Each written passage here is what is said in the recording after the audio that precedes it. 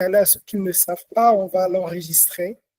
Comme ça, on permettra à ceux qui vont suivre demain, après-demain, d'être avec nous malgré le décalage horaire qui va se créer. J'espère que Didas, tu vas comprendre la blague quand je dis décalage horaire. Alors, merci beaucoup à tous pour votre présence.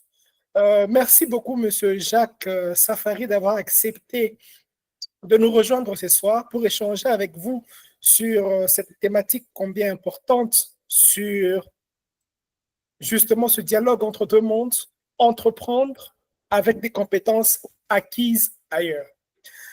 Je viens de l'ICACI, c'est dans le sud-ouest, dans le sud-est de la République démocratique du Congo, c'est là que je suis né. Et là-bas, nous étions dans l'atmosphère de la GECAMINE. La GECAMINE, pour ceux qui ne savent pas, c'est la Générale des carrières et de mines, une grande entreprise qui a œuvré au Congo et aujourd'hui qui patauge encore, mais qui évolue tant bien que mal. Et mon père, mon grand-père a travaillé là-dedans et nous avons grandi avec ce concept-là de la GECAMINE. Alors, à un moment, on voyait nos amis qui finissaient la sixième, qui décrochaient leur diplôme d'État, comme on l'appelle ici au Congo. Ailleurs, on parle du bac, aller à l'étranger, faire 5, 10 ans à l'étranger, après revenir avec comme ambition de changer la réalité congolaise, de devenir des grands entrepreneurs, de devenir des grands professionnels dans nos entreprises, mais qui, on a vu, il y avait un certain dysfonctionnement où il y avait un manquement entre la réalité et l'expérience, l'expertise qu'ils ont acquis à l'extérieur. Ailleurs, vous prenez TGV, ailleurs, vous avez le courant quasiment tout le temps. Ailleurs, vous avez une autre réalité. Ailleurs, vous avez l'État qui vous soutient, vous avez des financements, vous avez ceci, vous avez cela. Mais ici, c'était tout autre. Ce qui fait que beaucoup d'entre eux paniquaient à l'idée même de revenir au pays et même certains ne revenaient pratiquement pas.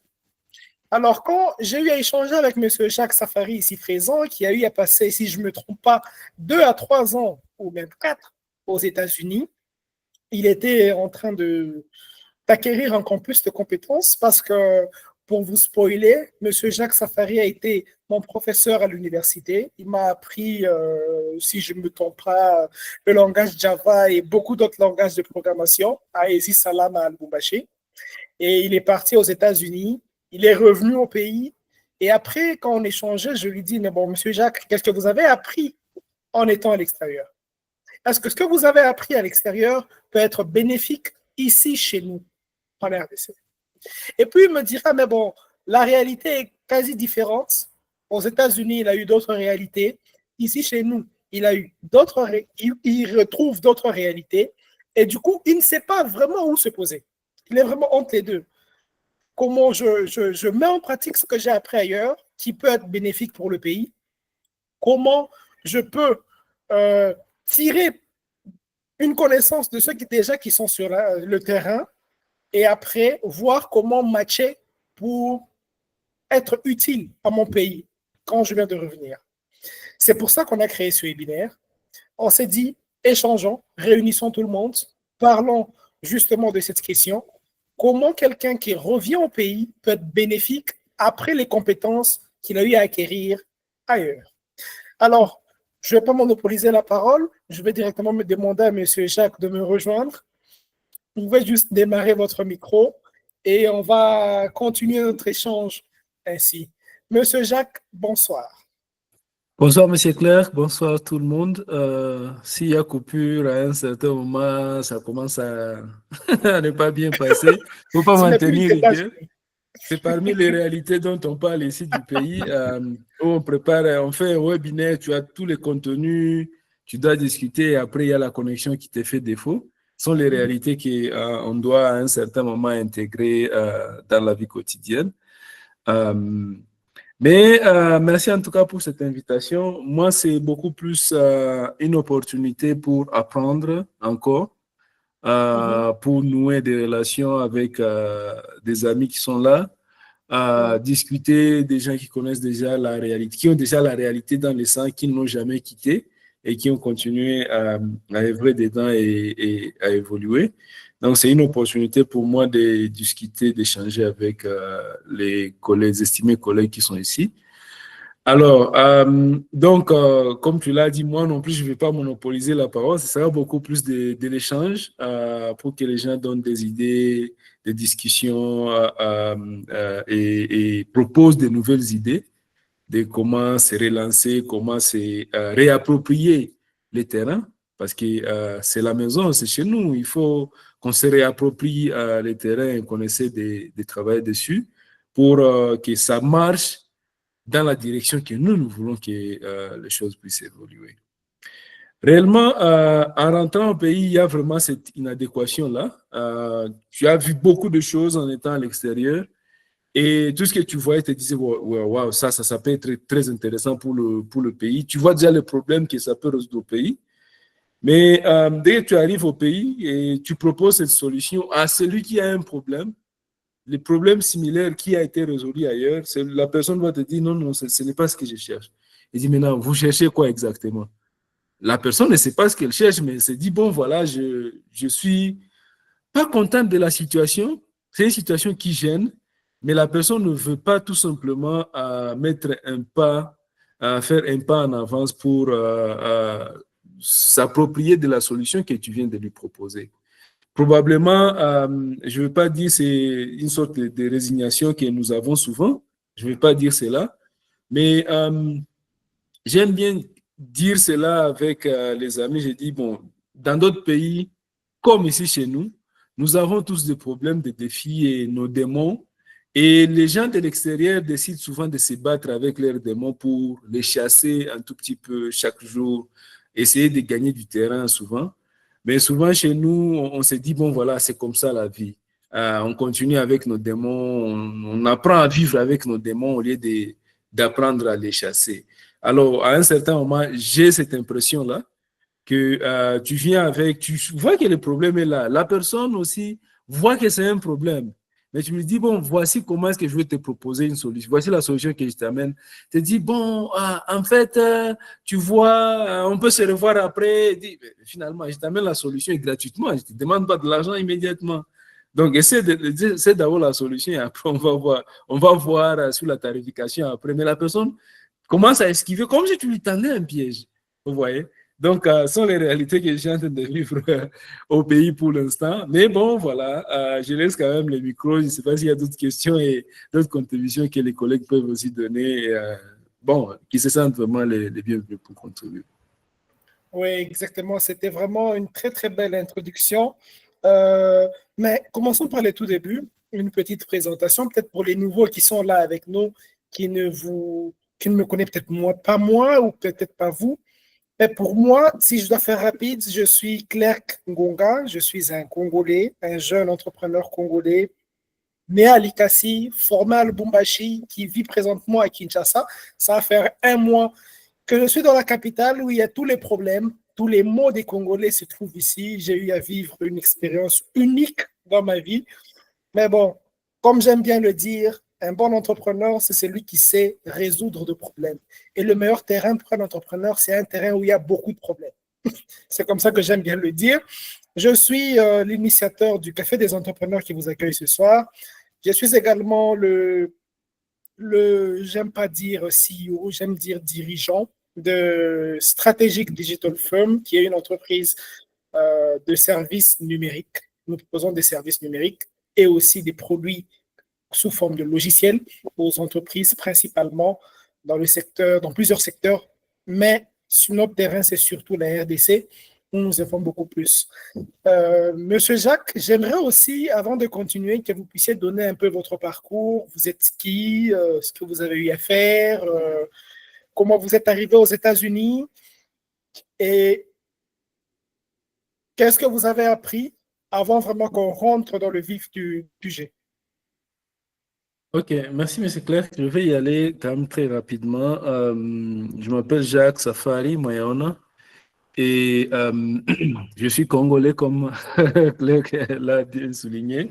Congolais des pères et des mères, si il faut ajouter même. J'ai fait mes premières études universitaires ici à Addis Salama. Maintenant, c'est IDBL en tant que programmeur. Je suis parti en Afrique du Sud pour ajouter. Après Afrique du Sud, je suis revenu pour enseigner à IDBL. C'est là que j'ai croisé les chemins. Le hasard a fait que je puisse croiser les chemins de Clerc. Et on était des bons, des bons amis à l'auditoire, quoi, si je peux dire ainsi. Et après cela, je fais approximativement 7 ans à ESIS, aujourd'hui IDBL, en train d'enseigner.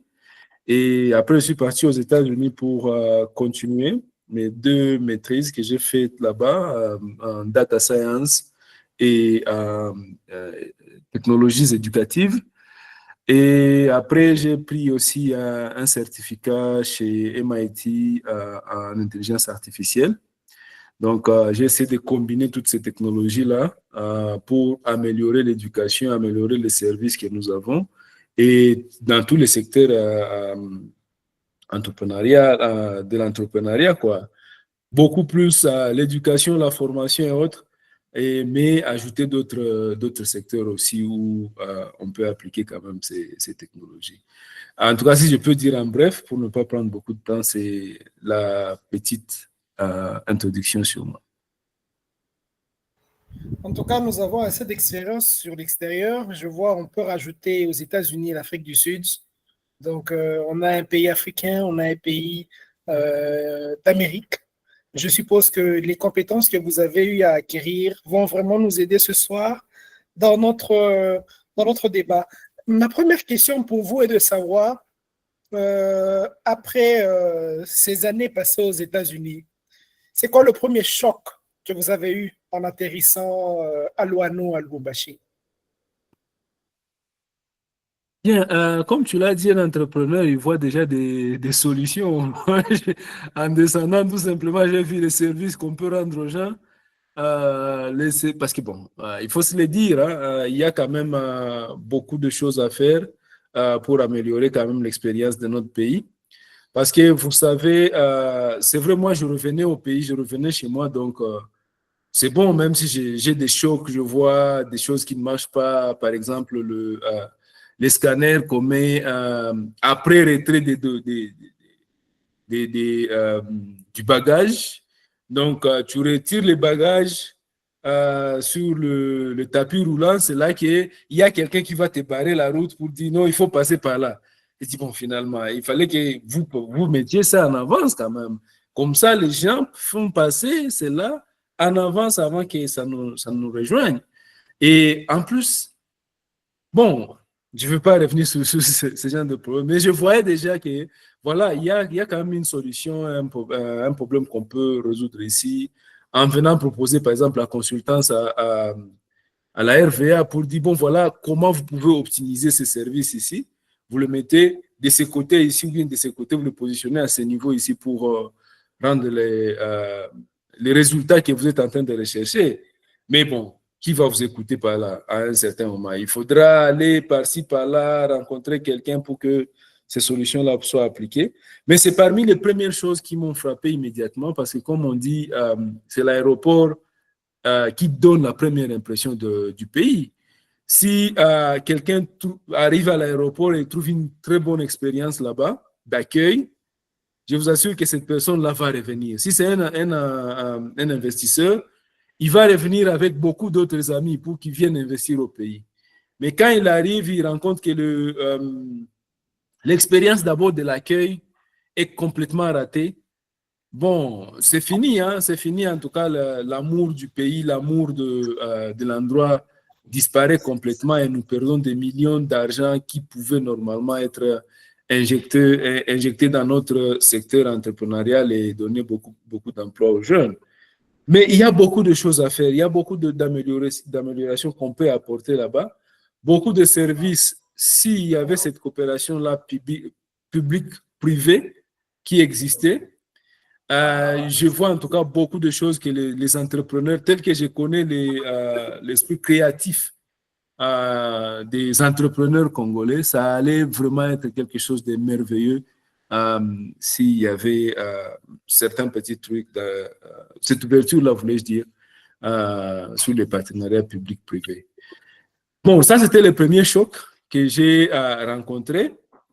L'autre choc, bon, ce n'était pas un choc désagréable, tout simplement parce que c'était la maison, je parle la langue locale. Donc, facilement, j'arrive là-bas, je peux parler avec les agents de la DGM. Ils te posent la question, tu vas où? Tu expliques en Swahili, directement, tu navigues vers le Swahili et ils deviennent directement amicaux, quoi. Mais je me pose la question pour les gens qui ne parlent pas le Swahili ou bien qui ne parlent pas le français, comment ça va se passer parce qu'il n'y a pas beaucoup d'indications au niveau de l'aéroport pour savoir, non, il faut entrer par ici, il faut sortir par là, il faut. Et ça, c'est l'expérience aussi qui aide les gens à s'orienter.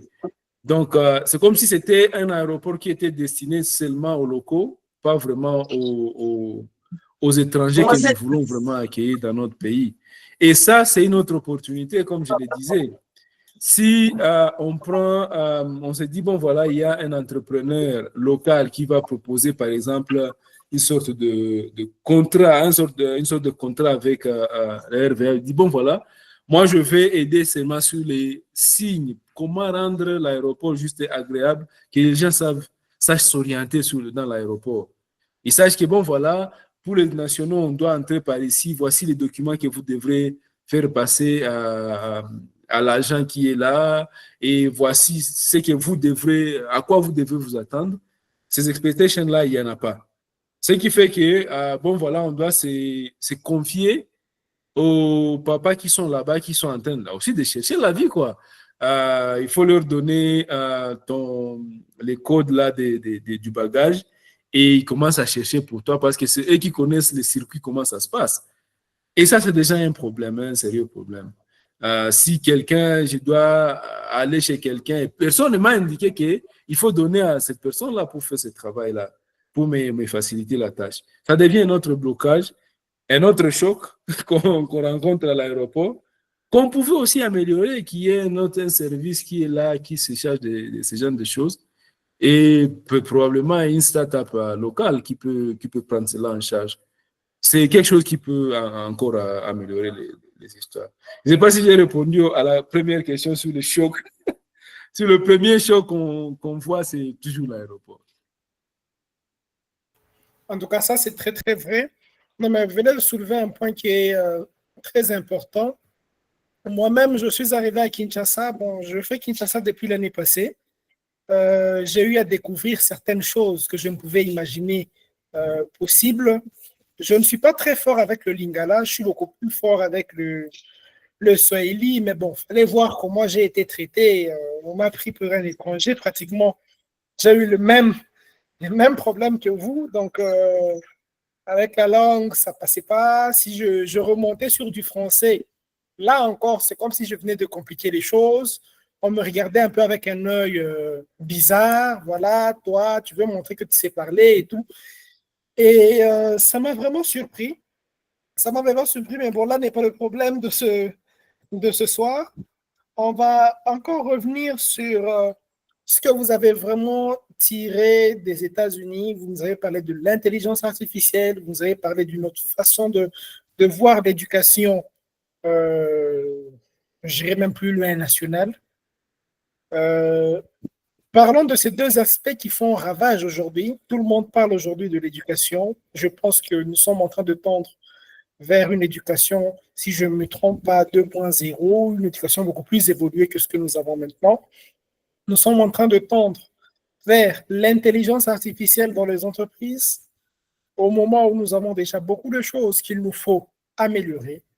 Vous l'avez soulevé dès le début de notre webinaire concernant la connexion Internet, tout d'abord. Mais outre l'aéroport, là, nous avons déjà beaucoup de problèmes que vous avez énumérés.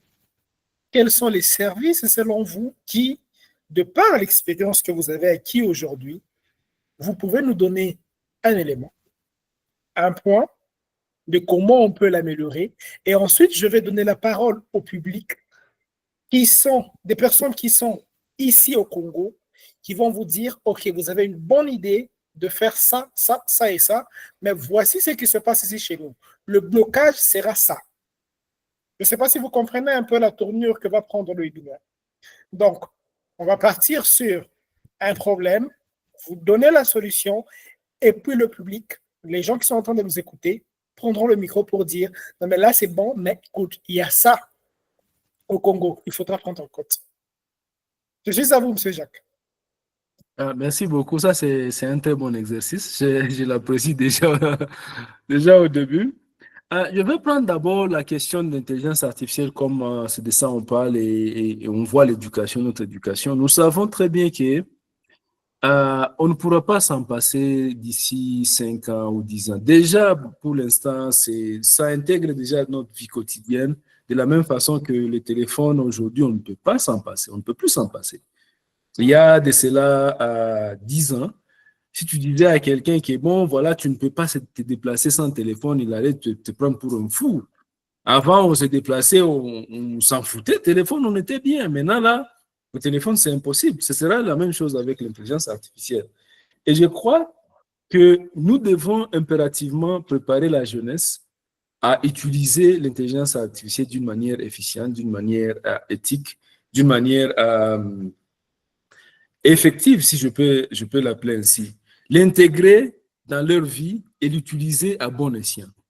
Maintenant, ces choses-là, je pense qu'on devrait déjà impérativement aider les écoles, hein, okay?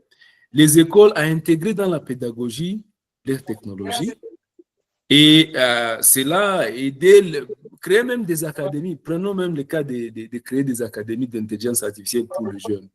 Donc déjà, quand les jeunes quittent l'école, de la même façon que nous les amenons dans des activités extracurriculaires comme les sports et autres, on devrait aussi avoir des petites écoles, des petits centres où on peut amener un enfant pour aller apprendre de la programmation et intégrer aussi un peu d'intelligence artificielle pour qu'ils comprennent comment utiliser, comment tirer profit de l'intelligence artificielle, comment l'intégrer dans sa vie quotidienne d'étudiants, de futurs étudiants, et comment, bien sûr, payer les services. Donc, je prends d'abord tout simplement l'idée qui est là de se dire, bon, voilà, j'ai créé une académie pour l'intelligence artificielle où je dois, après école, parce que je sais que l'intégration de ces choses-là dans les écoles, ça demande que Kinshasa puisse autoriser, que ceci, que cela. Alors, nous disons, voilà, on garde cela d'une manière indépendante. On crée une académie pour les enfants, les jeunes qui grandissent, de comment utiliser l'intelligence artificielle d'une manière échelonnée. Bon, le niveau A, c'est ça, le niveau B, c'est ça, le niveau C, c'est ça. Et bon, jusqu'à intégrer les gens qui connaissent même comment créer leur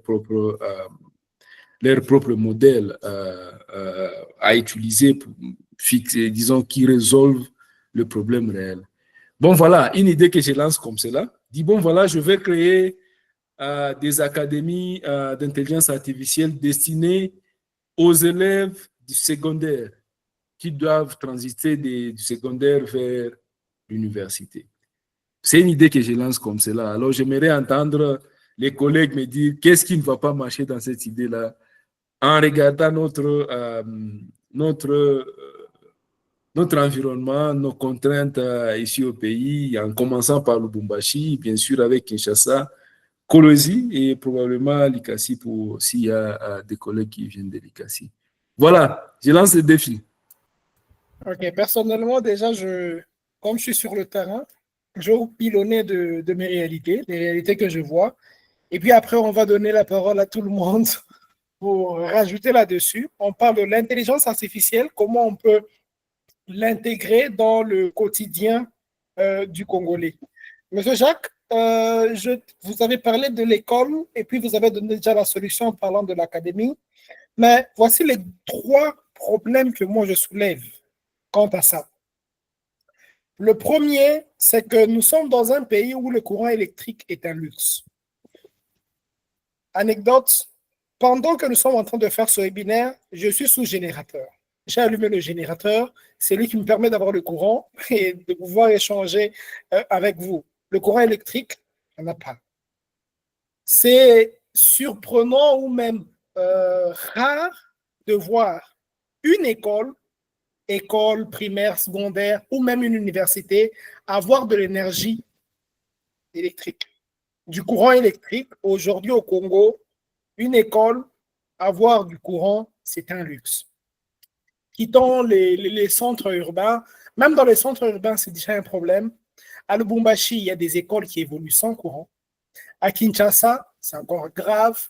Il y a des écoles qui ne sont même pas connectées au secteur du courant électrique. Et aujourd'hui, on sait que sans courant électrique, le numérique ne marchera pas. Peu importe notre volonté, le numérique ne marchera pas. De deux, c'est la connexion Internet. Là, quand je viens vous parler, d'habitude, je me prépare en amont. J'ai une connexion RTL, Vodacom, Orange, pour que chaque fois, quand il y a un problème ici, je bascule chez l'autre. Il y a un problème ici, je bascule chez l'autre, et ainsi de suite. Ça me garantit au moins d'avoir une solution. Ça peut bugger peut-être quand je suis en pause. Je vous pose une question. Quand je suis en pause, je remarque que ça ne va pas. Je bascule vers une autre connexion et je reviens. Ça, c'est le deuxième problème que nous avons ici chez nous. De trois, c'est les compétences. Je ne pense pas que dans chaque famille au Congo, il y a un ordinateur où l'enfant apprend déjà à utiliser un ordinateur. C'est-à-dire allumer un ordinateur, ne fût-ce que lancer une page Word, une fenêtre Word, ne fût-ce que lancer le navigateur. Déjà, le terme navigateur pour un enfant congolais, il est, comment dire, exceptionnel, parce que ce n'est pas du quotidien. Nous avons ces trois problèmes-là. Pas de courant, pas d'Internet et pas de compétences. Donc, quand on voit l'académie, il faudrait que l'académie commence par les bases. C'est-à-dire l'académie elle-même doit avoir un courant autonome. Quand vous montez l'académie, il vous faut avoir un courant autonome. C'est-à-dire des générateurs, des panneaux solaires. C'est à vous de voir. De deux, c'est la connexion Internet. Il y a plusieurs solutions aujourd'hui, mais le problème, il persiste. On a la fibre optique, Orange qui est venu, il a câblé un peu partout le Lubumbashi, mais le problème persiste. Nous avons les sociétés un peu indépendantes. On a beaucoup de connect un peu partout, mais le problème, il persiste. La connexion Internet est encore un défi chez nous. On parle de 4G, mais en réalité, si nous analysons bien, nous sommes forcément entre 2G et 3G. Parce que quand vous sortez juste un peu, vous arrivez en Europe, vous n'arrivez pas si loin que dans les pays de l'Est ou dans nos pays de l'Ouest de l'Afrique, vous voyez que la connexion Internet, ce que l'on appelle 4G là-bas, et la connexion Internet 4G de Kinshasa ou de Lubumbashi, c'est complètement différent. Et là, nous avons les compétences. Il y a des enfants qui grandissent avec une télévision digitale chez eux. Ils n'ont même pas une télévision smart. Aujourd'hui, on a des télévisions smart où on peut mettre Netflix, on peut mettre YouTube. Mais il y a des enfants qui grandissent sans connaître YouTube, sans connaître c'est quoi une machine, qui arrivent à l'université, qui arrivent à l'école secondaire, qui arrivent à l'école primaire. Votre académie devra reprendre déjà à ce problème. Monsieur Jacques, je suppose que vous êtes en train de noter ces différents points pour me permettre au moins de prendre une question. On va aller sur deux points de vue pour chaque élément. Moi, j'ai donné les 3 points, pas de courant, pas d'Internet, pas de compétences. Les gens sont pauvres aussi au Congo. Il ne faut pas se voiler la face. Ce n'est pas tout le monde qui peut se procurer un ordinateur portable au Congo, qu'on peut donner à un enfant pour l'utiliser. J'espère que vous avez noté ces 3 points. Pas de courant, pas d'Internet, pas de compétences, et puis la pauvreté de la population. Je ne sais pas s'il y a quelqu'un dans l'audience qui a d'autres éléments à ajouter pour enrichir sur cette question. Vous pouvez juste lever la main, et puis après, je vais vous donner le micro pour que vous puissiez donner d'autres réalités que moi, peut-être, je n'ai pas énumérées pour enrichir l'approche de M. Jacques. Y a-t-il quelqu'un? Vous pouvez juste lever la main et puis je vais vous donner le micro. Apparemment non, ou vous êtes peut-être en retard. On peut déjà démarrer, M. Jacques, sur les problèmes que moi j'ai eu à énumérer, c'est-à-dire pas de courant, pas d'Internet, pas de compétences. Comment vous pensez réguler ça? Vous pensez corriger ce cas-là? Ah, mais c'est clair. Merci beaucoup d'abord pour cette réflexion-là et les défis déjà qui sont lancés. Bien, je pense qu'il y a le moyen de contourner ce genre de choses, c'est toujours construire des partenariats avec ceux qui offrent déjà ces solutions-là. Et au besoin, si vous avez, s'il y a suffisamment de moyens, c'est toujours construire seul, même si ça devient beaucoup trop cher pour, ça rend le produit beaucoup trop cher pour que les gens puissent l'acheter. Parce que déjà, si tu commences avec un grand capital comme cela, où toi-même tu prends en charge les générateurs, tu prends en charge la connexion Internet et après les ordinateurs, ça devient beaucoup trop cher en termes d'investissement. Et cela doit aussi se répercuter sur la consommation et les prix finaux de chaque formation qu'on a à offrir. À moins qu'on ait cette possibilité-là d'attirer beaucoup plus d'élèves ou bien d'étudiants, parce qu'avec le nombre, il y a moyen de pouvoir absorber un grand coût et les diviser sur la multitude qu'on a. Alors, pour la question de courant électrique, comme vous l'avez dit, l'essentiel serait beaucoup plus de collaborer avec quelqu'un qui offre déjà les panneaux, qui offre les renouvelables, et être à mesure de collaborer avec eux pour qu'ils viennent installer sur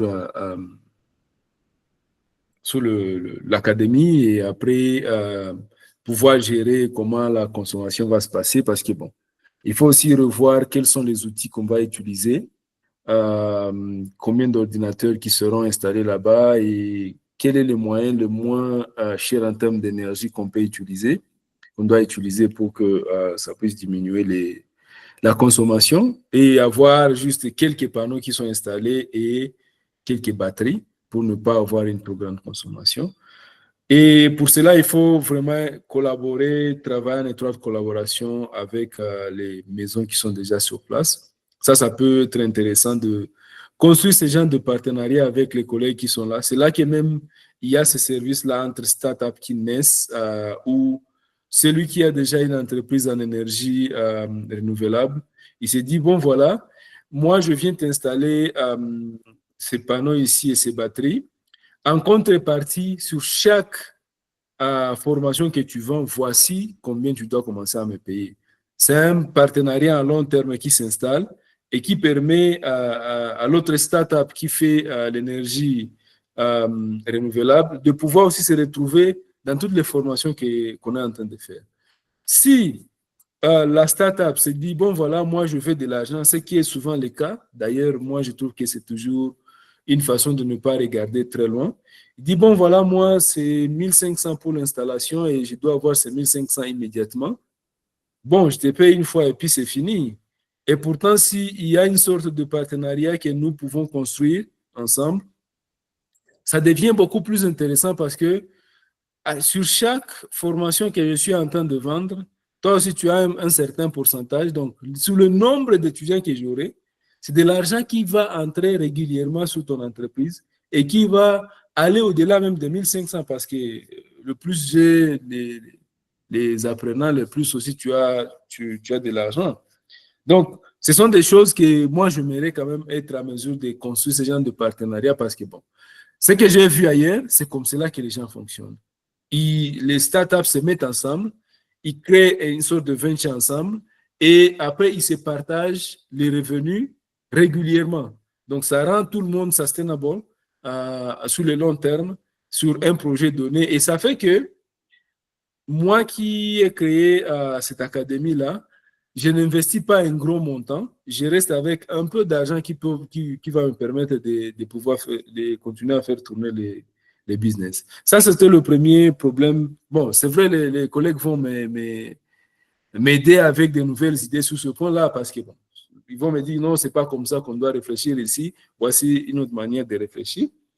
Alors, pour ce qui est de la connexion Internet, bon, jusque-là, je n'ai pas vu une solution qui dépasse jusque-là Orange parce que je sais que c'est la seule solution maintenant qui donne quand même une connexion à moins cher parce que selon ce que j'ai ouï dire, c'est de l'installation qu'ils font et après, tu commences juste à payer un certain forfait chaque mois, ce qui est quand même assez intéressant parce que ça évite d'avoir de payer 300 ou 500 dollars pour absorber toutes les demandes qu'on aura dans les interactions qu'on aura directement dans l'académie. Donc, c'est la seule solution jusque-là. Peut-être après, quand Elon Musk va amener son SpaceX et machin, ces satellites ici, peut-être ça pourra être quelque chose de une autre alternative, mais personne ne sait jusque-là combien Elon Musk va nous charger, va demander comme prix pour chaque mois. On ne sait pas encore parce que ce n'est pas encore sorti la tarification. Donc, jusque-là, je considère la solution d'Orange. Et après, la disponibilité des ordinateurs, ça, c'est un autre gros défi. Parce que s'il faut avoir des ordinateurs portables, déjà, vous voyez ce que ça représente en termes de coûts pour l'investissement. Et à moins qu'on puisse les payer à l'extérieur, on sait déjà aussi la douane va intervenir. Donc, on voit déjà les défis qui vont venir derrière cela. Mais je pense encore une fois en termes de collaboration, parce que si je viens installer ces centres-là, par exemple à ESIS ou bien à UDBL maintenant, et dis bon voilà, je veux commencer à utiliser les machines des labos, ou bien je collabore avec 3 écoles, 4 écoles qui ont un labo accessible et bien fourni, bien garni en termes de machines. Ça devient une sorte de multiplication des ressources parce que, bon, maintenant, là, ce sera tout simplement les après-midi quand eux n'utilisent plus les ordinateurs. C'est là que moi, je viens entrer pour utiliser les ordinateurs et commencer à enseigner même parmi leurs étudiants, bien leurs élèves, pour commencer à enseigner. Donc, pour moi, je vois beaucoup plus la collaboration ou bien ce partenariat-là qui doit exister entre les structures existantes, les gens qui ont déjà des startups qui fonctionnent localement, qui offrent des services qui existent, qui fonctionnent, même si qu'ils aient ou qui n'aient pas beaucoup de clients, mais qui ait cette collaboration-là pour que les gens soient à mesure de se partager les gains qui viennent après. Je dis cela parce que tout simplement, avoir un gros investissement à mettre immédiatement au début, c'est difficile, c'est presque impossible d'avoir tout cet argent-là, à moins que tu sois financé, tu aies un financement venant des pas de PME, si je me rappelle de ces programmes-là, ou bien le programme de la Banque mondiale, ou bien le programme du gouvernement. C'est là que tu peux avoir tout, on te met tout et après tu commences à fonctionner. Mais en termes d'entrepreneuriat, je pense que ce qui compte beaucoup plus, c'est ces partenariats-là, ces collaborations-là, que normalement les entrepreneurs locaux doivent apprendre à tisser à un certain moment.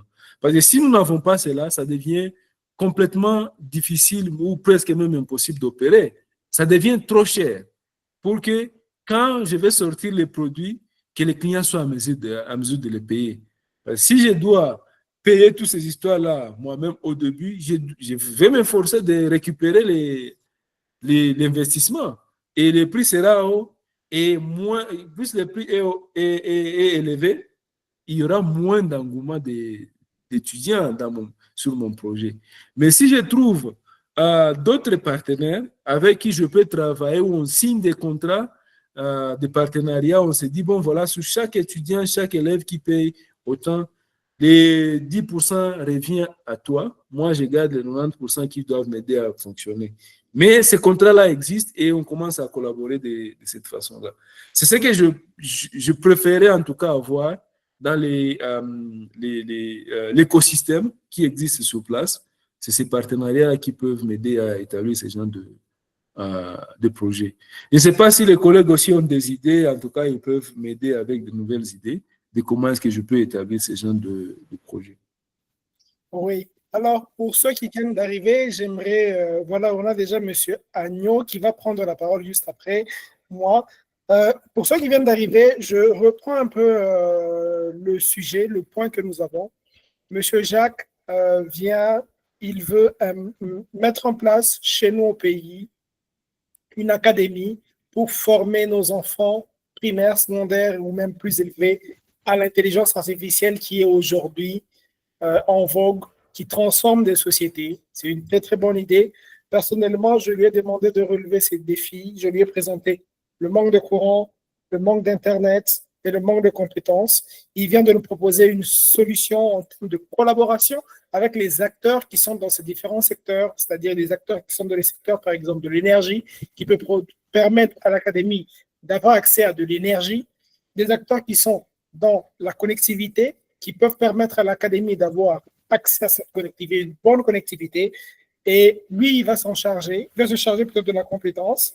Donc, courant Internet, c'est ça que moi j'ai donné. La réponse à la compétence est déjà là. Monsieur Agneau, quelles sont les réalités que vous pouvez donner à Monsieur Jacques? Merci beaucoup pour la parole. Merci à Monsieur Jacques et à Monsieur Clerc. Monsieur Clerc, vous avez parlé de l'électricité, la mauvaise qualité de la connexion Internet et le manque de compétences.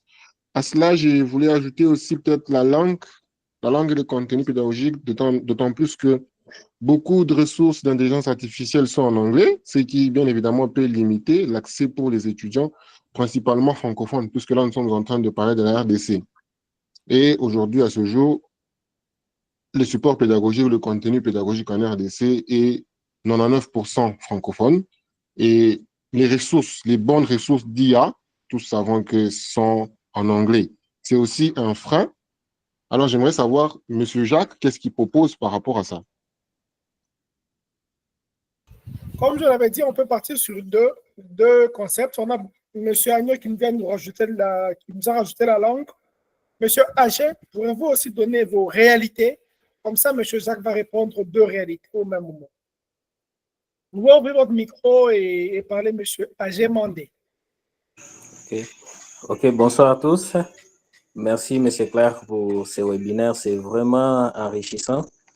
Moi, je vais parler un peu en termes de compétences, telles que vous avez évoquées avant. Maintenant, moi, ma préoccupation, c'est une seule préoccupation, mais qui a deux volets. Puisque j'ai un projet que je voulais développer avec les promoteurs des écoles, leur fournir des ordinateurs à moindre coût. Les Chromebooks qu'on utilise ailleurs pour les élèves et les étudiants. Mais je me suis rendu compte que les promoteurs des écoles, la plupart, ils ne sont pas au courant de ça. Ils ne savent pas comment on peut utiliser l'informatique pour pouvoir dispenser les cours.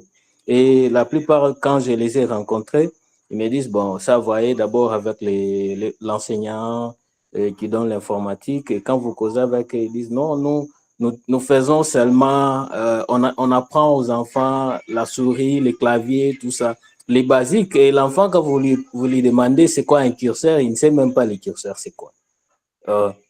Alors, à ce niveau-là, comment est-ce qu'ils peuvent faire avec ces programmes-là pour pouvoir élever en fait les compétences des encadreurs d'abord, qui sont censés dispenser et être aussi à la une ou être à la page de la technologie, et aussi du côté des apprenants qui viendront dans l'académie, comment ils peuvent relever les défis pour que cette intelligence artificielle-là ne soit pas une arme à destruction de la connaissance des enfants. Parce que nous voyons que ces derniers temps, les enfants utilisent l'intelligence artificielle pour avoir seulement des réponses, pas pour faire des recherches pour la connaissance, c'est pour seulement parce qu'ils ont un TP, ils ont quelque chose comme ça, c'est là qu'ils utilisent pour trouver des réponses. Comment est-ce que dans ce programme-là, vous pouvez faire en sorte que nous puissions avoir l'intelligence artificielle comme une aide pour nous aider à être aussi à la page de la technologie et pour nous aider à l'innovation. Voilà un peu l'aspect que je voulais relever un peu concernant ça. Monsieur Jacques, vous avez la parole. Merci beaucoup, Monsieur Agneau et Monsieur Agé pour ces très bonnes questions. À propos de la langue, les contenus pédagogiques, je pense que tout est à refaire pour le pays. Il faut se le dire en face parce que l'intelligence artificielle, ce n'est pas comme un ordinateur, voulais-je dire, un ordinateur physique où on vous donne et c'est fixe, c'est fixe. Tout le monde utilise cela pour pour taper, pour faire ceci. C'est beaucoup plus l'adaptation aux problèmes, aux réalités du milieu. Donc, si en Chine, on doit me dire que l'intelligence artificielle, c'est beaucoup plus bon. Si je prends un exemple du gouvernement, donc ce qui est disponible chez les gens, c'est beaucoup plus la reconnaissance faciale où on est en train de suivre les gens pour savoir qui a mal traversé la route et punir, et lui attribuer des points, lui arracher des points sur la citoyenneté, ce genre de choses. Ça, c'est vraiment une réalité complètement chinoise. Quand tu viens au Congo, il y a d'autres problèmes que l'intelligence artificielle auxquels l'intelligence artificielle doit s'adapter. Et c'est là, le contenu doit être localement créé. Et c'est là que je pense on doit impérativement intervenir, créer du contenu, créer une nouvelle pédagogie de comment utiliser l'intelligence artificielle. Je pense que c'est même le même point que M. Agé vient de soulever ici, où les gens même ne connaissent même, jusque-là, ils ne savent pas comment utiliser l'outil informatique comme support d'enseignement, comme support d'apprentissage dans les classes. Si on devrait utiliser, par exemple, un ordinateur, au lieu d'utiliser Excel pour faire des calculs, pour faire des calculs de comptabilité, par exemple, dans les sections commerciales et administratives, au lieu d'utiliser Excel, on préfère écrire des bilans sur des papiers et vous connaissez vous-même comment les bilans sont trop longs et ça finit complètement tous les papiers. Au lieu, vous avez un outil, il faut l'utiliser, mais vous ne savez pas comment vraiment y aller. Et c'est à cela qu'il faut impérativement intégrer une nouvelle pédagogie dans des sections qui ont vraiment besoin d'utilisation de l'outil informatique et aux besoins des sections qui ont encore besoin de l'utilisation de l'intelligence artificielle également. Donc, il faudra que nous puissions adapter les contenus, nous puissions créer notre propre contenu localement, et après ce contenu-là, nous pouvons diffuser aux bénéficiaires ou bien aux collègues. Et heureusement pour nous, ce n'est plus difficile, ce n'est plus vraiment difficile de créer du contenu, parce que l'intelligence artificielle elle-même nous aide à faire ce travail-là. Donc, nous pouvons multiplier nos efforts par 100 en utilisant l'intelligence artificielle et en utilisant un peu plus de tactique pour que nous puissions avoir des bonnes vidéos à mettre là-bas, des bonnes photos, des bonnes explications, des bons exemples qui viennent des réalités locales pour créer notre propre contenu et que les gens puissent s'approprier de l'intelligence artificielle. Donc, pour répondre à M. Agneau, il faut impérativement qu'il y ait un contenu local qui s'adapte aux réalités qui sont complètement locales.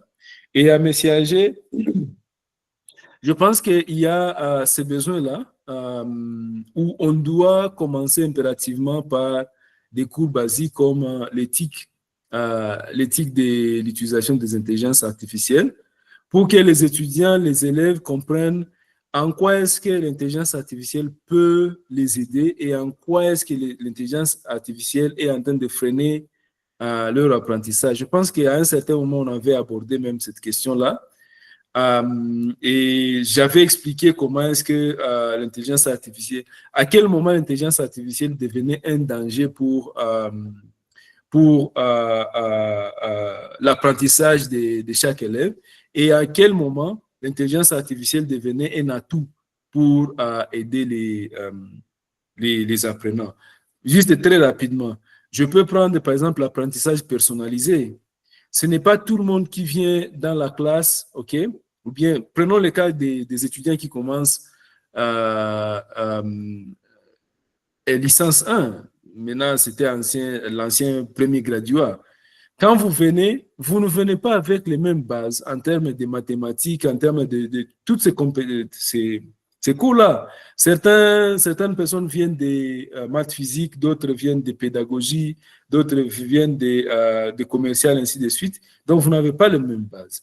Alors, l'intelligence artificielle peut venir maintenant aider, s'adapter aux compétences que chaque étudiant a pour lui apprendre, pour lui donner des procédures, comment calculer, par exemple, une intégrale. OK? Il va expliquer, celui qui vient de pédagogie, avec son niveau de pédagogie, quelles sont les choses qu'il doit apprendre, s'il doit d'abord apprendre les limites et après passer aux calculs intégrales. Celui qui vient des maths physiques, lui, on n'a plus besoin de lui apprendre des limites. Il peut facilement passer sur des intégrales quand même assez complexes parce qu'il les a appris. Donc, il y a cet apprentissage-là différentiel qu'on peut appliquer directement en utilisant l'intelligence artificielle. Donc, ça aide. Mais si on s'applique tout simplement, comme vous l'avez dit, à trouver juste des réponses, on nous donne une équation et tout ce que je fais, c'est copier l'équation, mettre dans ChatGPT ou bien mettre dans une autre intelligence artificielle et directement ça me produit quelque chose. Ou bien tout simplement, on m'a dit non, un client m'a dit, j'aimerais avoir un plan d'une maison pour une famille de 4 personnes, j'aimerais avoir ceci. Et directement, tu tapes tout simplement dans une intelligence artificielle et immédiatement, l'intelligence artificielle te génère tout un plan de construction. Là, tu n'as rien appris complètement. Si tu es étudiant, tu es en train de tirer une balle dans le pied pour l'apprentissage. Donc, il y a cette pédagogie que nous devrons commencer d'abord au début. Quand un étudiant arrive, il faut lui apprendre le pourquoi il doit utiliser, quand est-ce qu'il doit utiliser et comment il doit utiliser avant de passer à d'autres niveaux d'apprentissage. Je ne sais pas si j'ai répondu aux préoccupations de mes chers collègues. Ouais, je suppose que ça aussi était bon. Je vois M. Derrick qui est en train de lever la main, mais je vais prendre aussi Mme Jema Kassongo, mon épouse. Elle a eu à mettre son observation dans le chat. Alors, elle dit, l'idée de l'académie est très bien pensée, mais pour ma part, je vois notre défi qui sera l'agrément de l'académie.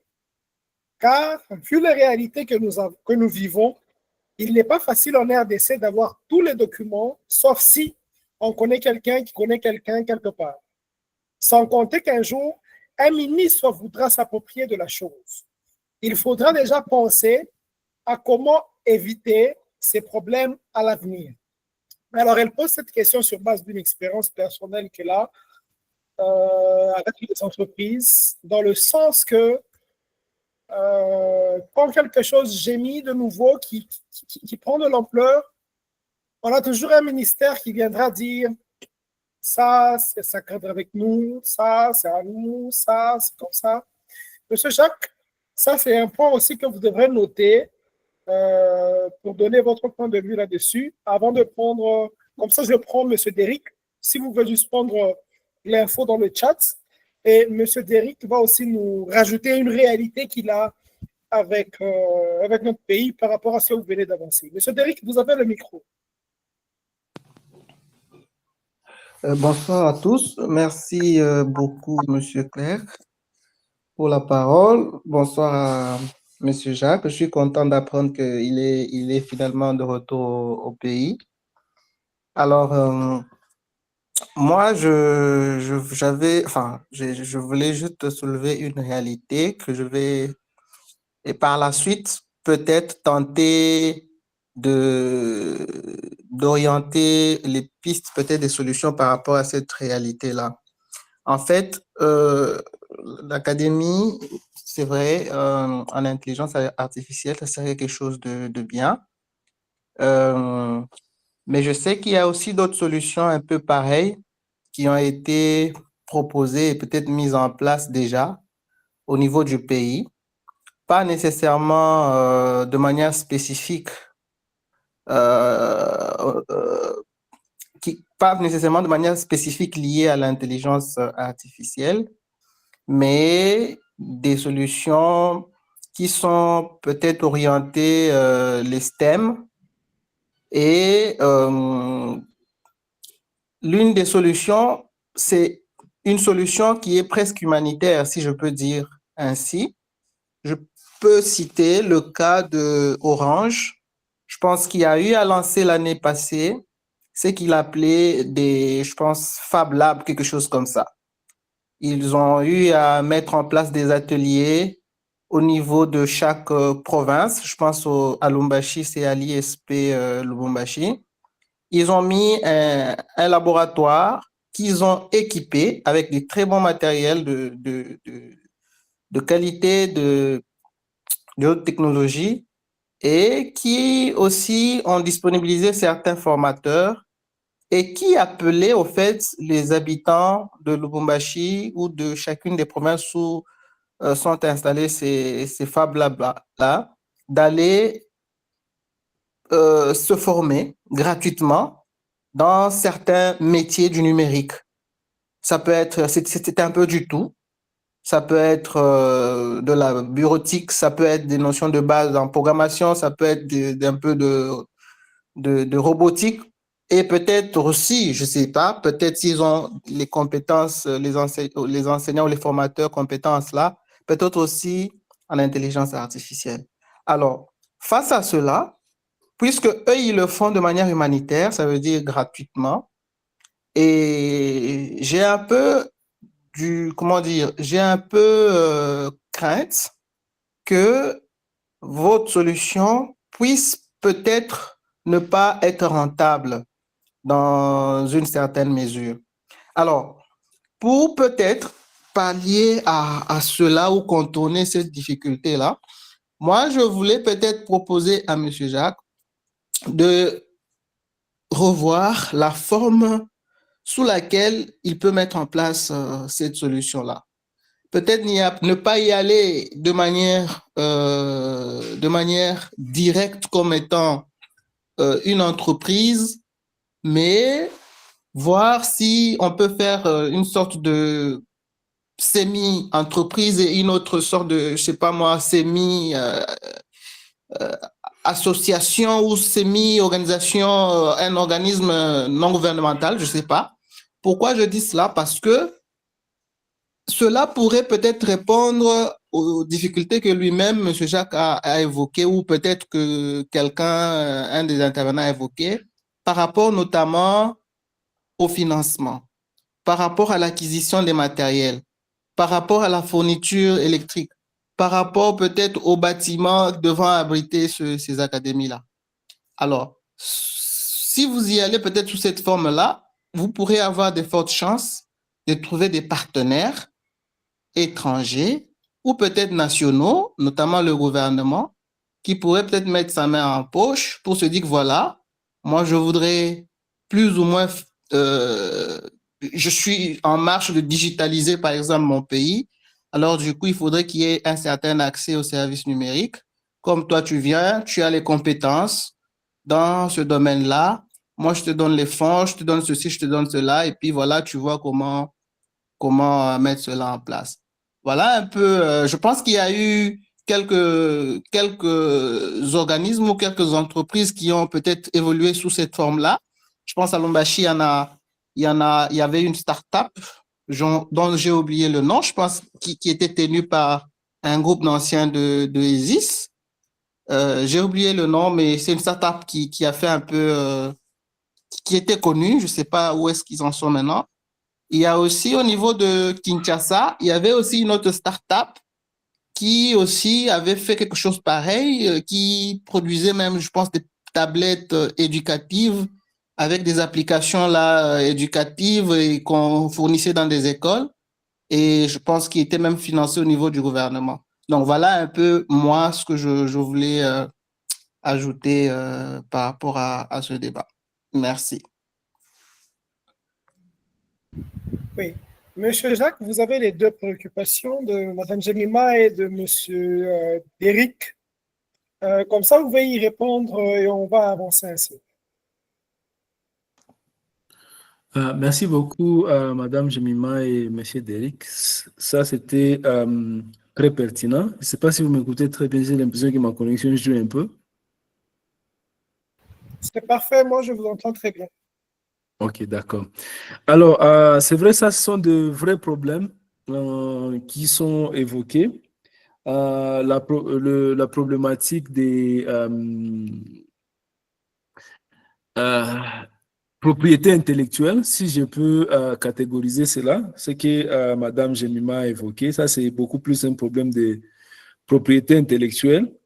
Et je pense, à un certain moment, on ne peut pas se battre contre ça.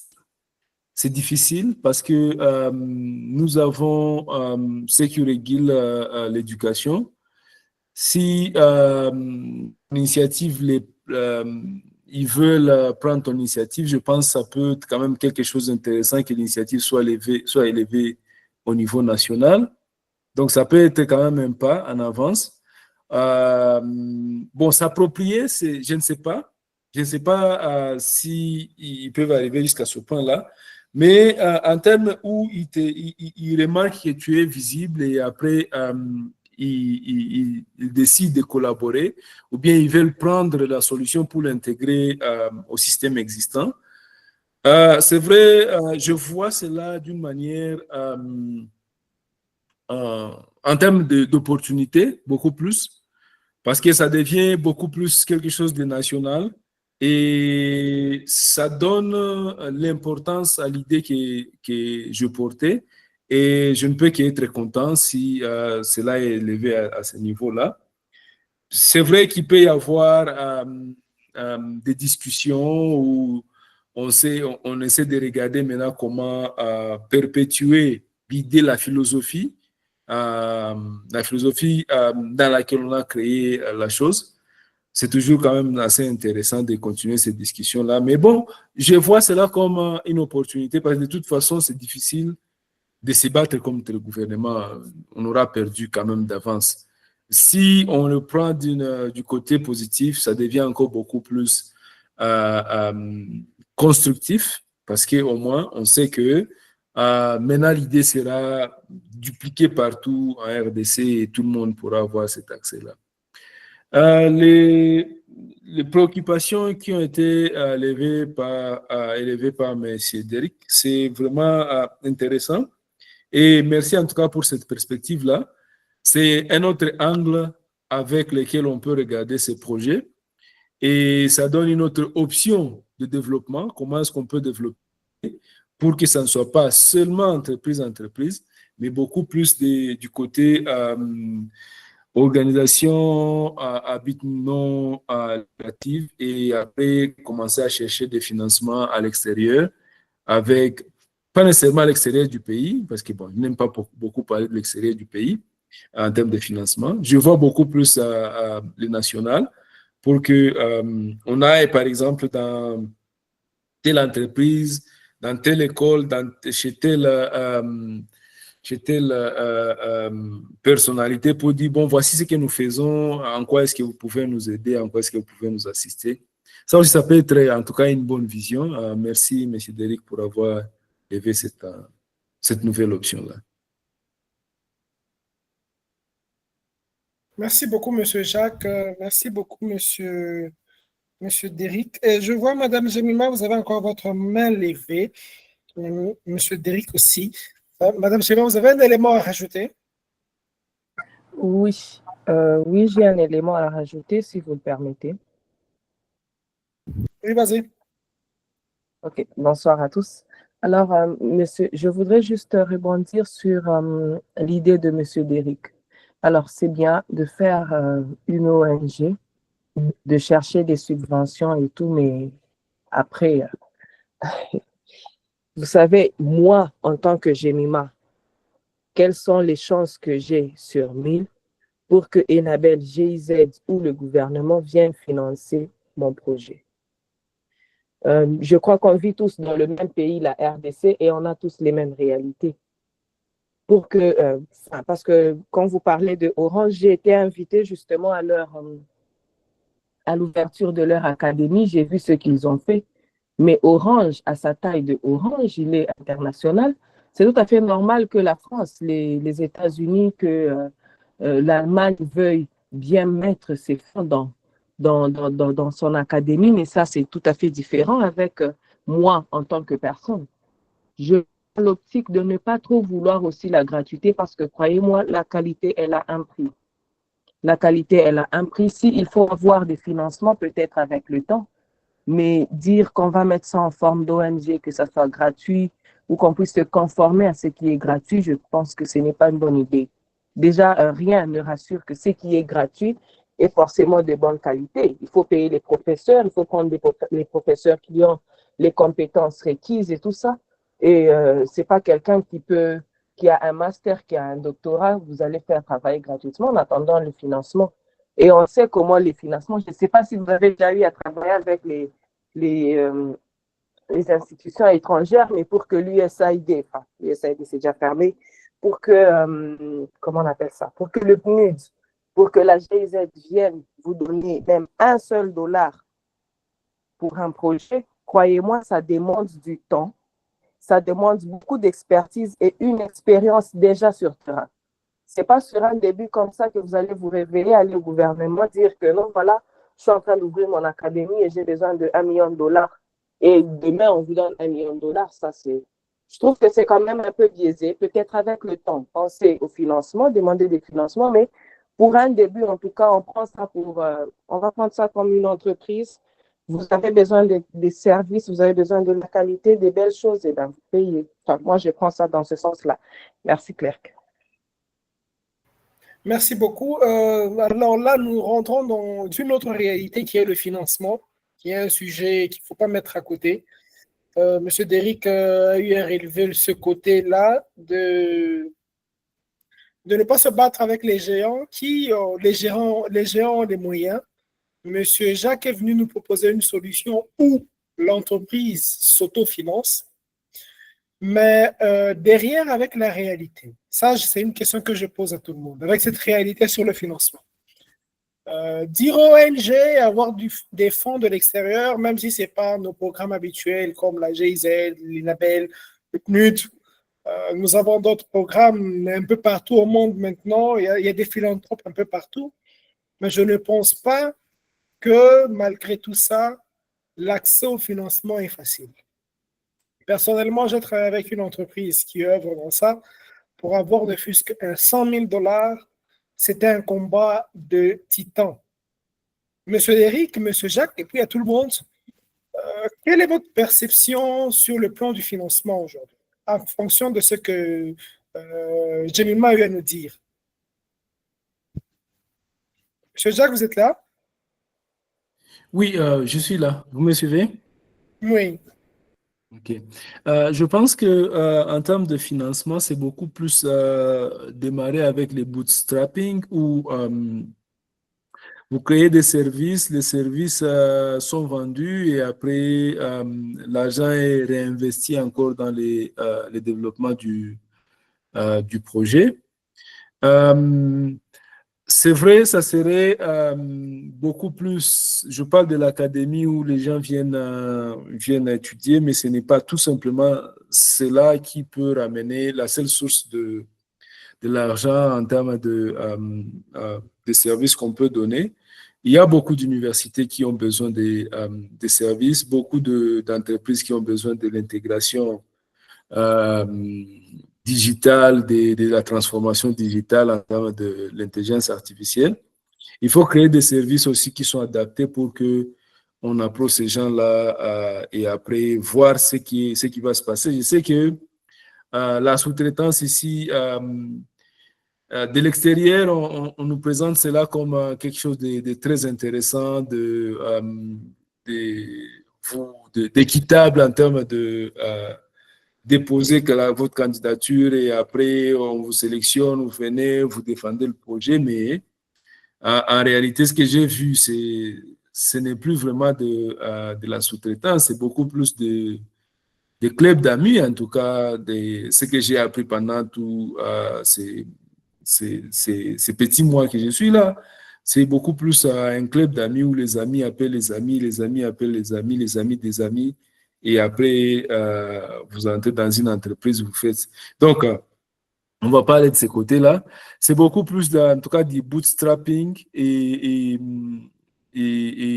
réinvestir, en tout cas, l'argent qui entre. Et au besoin, c'est vrai, la solution que M. Derrick a proposée, c'est une solution à long terme qui peut demander beaucoup d'investissement, beaucoup de travail en plus. Ce n'est pas tout simplement, ça vient et ça commence, ça passe normalement. Ça prend du temps, mais c'est une autre solution, c'est une autre façon de regarder les problèmes qu'on ne peut pas rejeter. À un certain moment, on aura besoin de financement pour grandir et on peut se tourner vers des bailleurs qui sont non gouvernementaux parce qu'on aura déjà quelque chose. On a commencé avec du bootstrapping et après on va présenter, voici ce que nous avons fait, voici l'impact que nous avons déjà sur la place publique. Et voici ce que nous propose, ce que vous pouvez nous aider avec ça. Bon, enfin, il y a à boire et à manger sur ces questions-là de financement. Une autre idée même qu'on était en train de développer avec l'ERC, c'était beaucoup plus de chercher du financement auprès de nos amis que nous connaissons. Pas en termes de gros financement, parce que quand on parle de financement d'entreprise, on pense que bon, voilà, il faut investir $1 million, il faut investir 50 000 ou 10 000 $. Moi, l'expérience que j'ai eue de l'extérieur en regardant toutes les startups que nous voyons aujourd'hui, Uber, Lyft, Facebook et les autres, les premiers chèques qu'ils ont obtenus auprès des bailleurs de fonds, c'était des chèques de 50 $, de 100 $, 150 $, fois le nombre de gens qui croient dans ton projet, ça devient quelque chose de grand. Parce que bon, il faut vous rappeler que la levée des fonds se fait en termes de rounds. Le premier round, tu peux aller lever les fonds et tu sors avec 50 000 $ qui t'aident à couvrir, par exemple, 3 ou 4 mois de fonctionnement ou 5 mois de fonctionnement. Et après, tu lances un autre round de levée des fonds en montrant ce que tu as produit jusque-là. Tu regardes ce que ça va donner, mais ce n'est pas... les gens n'investissent pas en termes de... Ils prennent toutes les épargnes ou bien tous les salaires qu'ils ont par mois pour investir dans un projet. C'est beaucoup plus de chèques de 100 $, 150, 200 $ que les gens écrivent. Et à un certain moment, il faudra que nos collègues, nos amis comprennent cela parce que s'il n'y a pas cet esprit d'investissement, risque que les gens doivent prendre, il n'y a personne d'entre nous qui deviendra millionnaire un jour. Ça n'arrivera pas. Parce que si vous ne parvenez pas à financer une initiative, une innovation qui est en train de commencer et qui a du potentiel avec le 20 $, les 50 $, l'initiative ne prendra jamais d'elle et ça ne commencera jamais. Et après, bon, l'initiative va mourir comme tant d'autres. Donc, c'était une idée sur laquelle on était en train de travailler avec Claire. Je pense qu'il pourra l'évoquer sur comment essayer de lever des fonds, pas de gros montants, c'est juste des petits montants et permettre à ce que les gens qui ont des idées novatrices puissent démarrer quelque chose et faire avancer le projet. C'est dans le même sens que je suis en train de voir comment aussi développer et faire avancer le projet. Merci beaucoup, Monsieur Jacques. Je reviens sur le projet que nous étions en train d'évoquer sur le financement. Effectivement, nous sommes encore en train de mettre en place les idées pour permettre justement à tout entrepreneur basé en RDC ou alors en Afrique d'avoir accès à un financement participatif où c'est la personne lambda qui met un peu du sien, un 10, 20 $, 30 $ pour soutenir un projet, chose qui se fait déjà ailleurs, mais qui malheureusement n'est pas d'actualité ici chez nous. On aura justement le temps de vous en parler en profondeur Je vois Monsieur Christian Wambayi qui a le micro, qui a la main levée. Je vais lui donner aussi un élément, un temps pour donner un plus sur ce que M. Jacques nous propose comme solution. Monsieur Christian, vous pouvez ouvrir votre micro et rajouter votre réalité. Bonsoir et merci pour la parole. En fait, moi, je me disais, il faudrait peut-être être un peu plus pragmatique. Pour moi, l'académie doit, selon moi, en fait, ça doit être une sorte d'une compagnie, une société dans laquelle il y a des gens, peut-être au début, qui y mettent de grandes parts pour kickstart, en fait, pour commencer des projets. Et puis, au fur et à mesure que le projet a évolué, des gens peuvent y mettre de parts. Donc, dans le sens d'acheter de parts ou de contribuer à ce que le projet puisse s'étendre. Parce que si, personnellement, nous allons dans le domaine, dans l'optique de financement avec tout ce qu'on connaît du Congo, ONG, et l'État et tout, on va vraiment se retrouver quelque part, on sera coincé, peut-être aussi, même dans le développement de la chose, parce il va arriver à un certain point où vous voulez développer, vous avez quelque chose, des idées un peu plus grandioses maintenant, mais vous n'avez pas d'argent et puis vous avez des contraintes aussi par rapport aux gens qui financent et tout. Donc, vous ne serez pas aussi libre que ça. Mais quand vous y apportez, c'est que vous gagnez X ou bien de gauche à droite pour que vous puissiez booster ça à un certain niveau ou bien une certaine vision. Je trouve que vous serez libre vraiment, vraiment d'atteindre exactement ce que vous voulez atteindre. Je suis vraiment partant pour la première idée de M. Jacques, quand il disait que ceux-là qui peuvent apporter dans la connectivité, ceux qui peuvent apporter l'électricité, ceux qui peuvent apporter les finances, juste pour booster d'abord, et puis le reste pourra venir après, en fait. C'est ça un peu ce que moi, j'ai pensé. Merci beaucoup, M. Christian. M. Jacques, je ne sais pas si vous avez un élément à rajouter sur, ou élément à donner sur ce que M. Christian venait de dire. Non, je suis à 100% avec ce que M. Christian a proposé. C'était même l'idée de départ que j'avais dit comme il a souligné. Et bon, comme il a dit, c'est plus tard, au fur et à mesure qu'on avance et qu'on veut grandir, qu'on peut toujours garder les champs de vision ouverts avec les propositions que M. Derrick a données, les idées que Mme Jemima aussi a données. Je pense que nous sommes encore dans les mêmes ordres d'idées, quoi. Oui, j'aimerais, nous sommes en train de chuter avec ce webinaire, me recentrer sur un point qui est capital, que peut-être nous pourrions oublier dans ce que nous sommes en train de dire. Monsieur Jacques, vous avez soulevé un point important qui est la collaboration entre différents acteurs économiques du pays, ici chez nous. Mais permettez-moi de vous donner encore une autre réalité. Que moi, personnellement, je suis en train de me battre pour que cette réalité, ce défi-là puisse être surmonté. La collaboration au Congo est encore à sa genèse. Au moment où, pour plusieurs pays, nous sommes déjà à l'apocalypse de la collaboration. Ici, chez nous, il est très rare de voir deux entreprises collaborer sur un même projet. Je ne parle pas des grosses boîtes, je parle plutôt des petites entreprises et même des PME, parce que c'est ça qui donne l'image du futur de notre écosystème entrepreneurial. Je vous donne un exemple. Chez nous, quand quelqu'un se lance dans une ferme, cette personne, au même moment, est agriculteur, cette personne, au même moment, est éleveur, et au même moment, cette personne produit des poissons dans la pisciculture.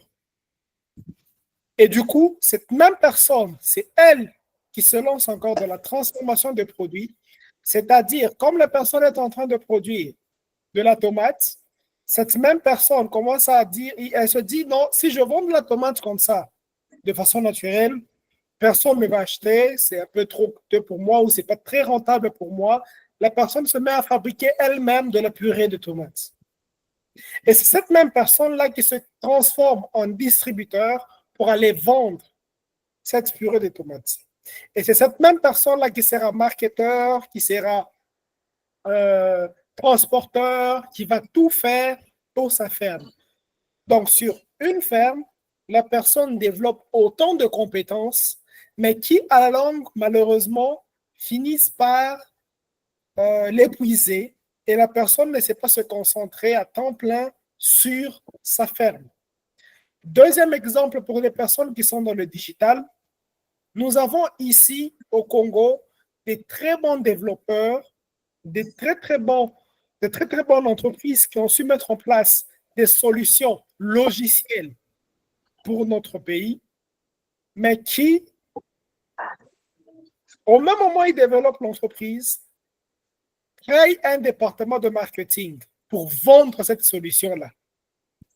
Créent un département de XY choses, se basant sur le modèle américain. Ils se disent, les entreprises américaines font comme ça, nous aussi on peut faire comme ça. Or, nous avons ce que nous appelons la spécialisation. Vous pouvez être un très bon développeur, mais derrière, vous n'avez pas la compétence nécessaire pour communiquer efficacement. Vous pouvez être un très bon développeur, vous n'avez pas la compétence nécessaire pour, par exemple, faire un bon produit, l'empaqueter correctement, faire un bon packaging. Il vous faut des compétences commerciales, il faut des personnes qui ont l'étude, qui ont la vue du marché, comme vous ne l'avez pas. Vous avez le bon logiciel, mais il y a des personnes qui ont un très bon réseau, qui peuvent brancher votre logiciel à des miniers, à ceci, à cela, mais malheureusement, ce que nous voyons au Congo, c'est que chacun peut évoluer seul dans son coin. Chacun se dit, ça marchera que seulement si moi-même, je gère ça. Si moi-même, je manage ça. Et c'est ça, malheureusement, qui bloque aujourd'hui beaucoup de personnes. Quand vous étiez en train de parler de la collaboration, moi, c'est ça qui m'est venu à l'idée. Je me dis, c'est très bien la collaboration. Mais combien de pays sont d'accord? Moi qui vends une solution dans l'électricité, j'ai des panneaux électriques, je viens pour fournir une académie gratuitement et j'ai mon pourcentage après un mois en fonction des étudiants qui viennent suivre la formation. Moi qui vends des solutions d'Internet, de la connectivité, j'ai mon pourcentage après une période, quand les gens se sont inscrits. Les gens n'ont pas cette patience. Les gens n'ont pas cette culture. À vous, M. Jacques, qu'est-ce que vous pensez de ce point de vue-là? Mais encore, je lance la parole à tout le monde. Si quelqu'un a un élément à donner, il peut se lever la main, on peut continuer comme ça. On commence avec M. Jacques et on va finir avec M. Pierre Katondo. Exactement, M. Clerc. C'est le défi que nous avons, le défi de lancer ces collaborations-là. Impérativement, nous devons arriver à ce stade-là où nous commençons à nous faire confiance et nous commençons à confier à certains marchés à nos collègues, à nos amis, parce que si on ne fait pas cela, comme je le disais, on ne deviendra jamais des millionnaires, parce que toutes les entreprises que vous voyez, par exemple, à Silicon Valley, ces gens-là collaborent entre eux. Tu vas retrouver cette entreprise ici en train de collaborer avec l'autre entreprise, ainsi de suite. Là où moi, je ne suis pas spécialisé, j'appelle quelqu'un. Prenons un cas. Avant que Zuckerberg puisse avoir suffisamment d'argent comme cela, il a collaboré avec une entreprise qui devrait lui offrir des serveurs. L'entreprise-là collaborer avec une autre entreprise qui devrait lui offrir l'électricité, ainsi de suite. Donc, il y a une sorte de chaîne de collaboration, une chaîne de production qui s'installe où on doit se faire confiance et on doit décider sincèrement de travailler ensemble pour que l'écosystème puisse tenir. Si on ne construit pas cet écosystème-là, il n'y aura rien qu'on arrivera à produire. On ne peut pas être au même moment, on est à la ferme comme Clerc disait, être fermier, être celui qui fait la transformation, être celui qui va faire le marketing, être celui qui doit sortir pour aller vendre, faire la livraison, être celui qui doit aller collectionner de l'argent parce que la livraison, pas nécessairement qu'on doit te payer cash. Il doit y avoir un système où tu laisses à crédit au restaurant, les restaurants te payent après. C'est pas toi-même qui dois aller collectionner. Donc, il faudra qu'il y ait une sorte d'écosystème qui est reliable, bien sûr, sur lesquels on peut se baser. Donc, si j'ai une ferme, il faudra qu'il soit en mesure de dire, bon, voilà, Claire qui a déjà une entreprise de marketing, bon, je lui dis, bon, voilà, mon cher, je suis un produit de tomates, est-ce que tu peux m'aider à vendre ces tomates ici? Mais je n'ai pas d'argent immédiatement. Je te donne autant d'argent sur chaque vente qui va se passer. Bon, c'est bon. Et après, je vais chez M. Derry qui a, par exemple, une entreprise de paiement mobile. J'ai dit, mon cher, voici la solution que j'ai, les produits que j'ai, mais je ne sais pas collectionner l'argent chez mes clients. Est-ce que tu peux m'aider à faire cela? Ton pourcentage est autant. Voilà les chaînes que je viens de créer immédiatement. Sans que moi, je ne paye en avance de l'argent, on crée déjà ces chaînes de valeur-là pour atteindre les clients facilement et pouvoir faire avancer les choses. Et il faudra que nous puissions impérativement nous asseoir ensemble et que nous puissions commencer à collaborer. Sans collaboration, il n'y a pas d'entrepreneuriat, il n'y a pas d'entreprise qu'on peut créer, il n'y a rien qu'on peut faire. Nous tous, nous allons finir à demander de l'emploi, et pourtant nous avons des opportunités ici sur lesquelles nous pouvons créer des choses. Voilà peut-être ce que je voulais ajouter sur ce point de collaboration. Merci beaucoup, Monsieur Jacques, pour cet élément. Il y a des mains qui sont levées. Monsieur Pierre Katondo, j'ai vu votre main. Je ne sais pas si vous êtes là. Vous ouvrez votre micro pour donner un plus. Monsieur Pierre, vous êtes là? Apparemment, Monsieur Pierre a disparu. Monsieur Agnon, on vous écoute et après, on va prendre Monsieur Christian. Merci beaucoup, Monsieur Clerc, pour la parole. Merci beaucoup pour cet aspect que vous m'entendez. Oui, on vous entend, Monsieur Agnon. Voilà, merci beaucoup pour cet aspect important que peut-être de mon côté j'ignorais, que vous avez soulevé, c'est la collaboration ou le partenariat entre entreprises. Et je crois qu'au niveau national, actuellement, je me concentre beaucoup plus au niveau de la RDC. Au niveau national, vous allez m'excuser, je suis ingénieur électromécanicien. Au niveau national, c'est d'ailleurs le problème que nous avons au niveau de l'électricité, par exemple. La SNEL, aujourd'hui, est chargée de produire, de transporter, de distribuer et de vendre. C'est d'ailleurs le plus grand problème que nous avons aujourd'hui. J'ai été plusieurs fois en contact avec les dirigeants de la SNEL et je leur ai dit, pourquoi vous ne pouvez pas distribuer certaines tâches à d'autres entreprises, par exemple? Vous êtes vous-même dans la production, vous êtes vous-même dans les transports, vous êtes vous-même dans la distribution, vous-même dans la vente. Vous ne voyez pas que c'est ce qui fait en sorte qu'il y a un décalage entre la production et la demande. Je crois que c'est un aspect très important et je suis très content des apports de M. Jacques Safari par rapport à cet aspect. En tout cas, merci beaucoup, M. Clerc et M. Safari. Merci beaucoup, Monsieur Agnon. Merci beaucoup. Oui, Monsieur Pierre, vous pouvez parler. D'accord, merci.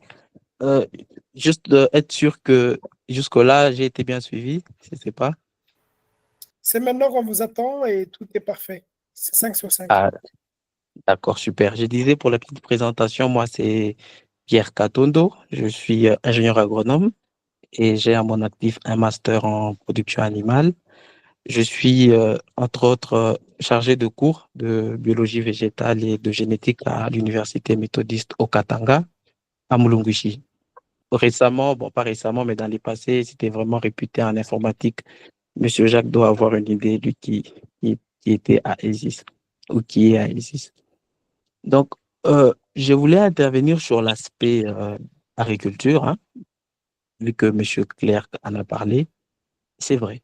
C'est vrai que les gens veulent commencer par faire beaucoup de choses en même temps. Parce je rappelle que je suis également consultant en pisciculture, parce que j'ai une spécialisation vers la pisciculture.